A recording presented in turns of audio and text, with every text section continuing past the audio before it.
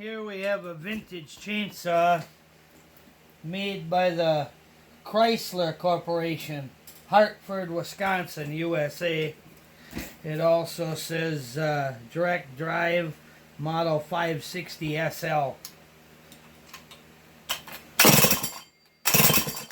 It needs a little carburetor work.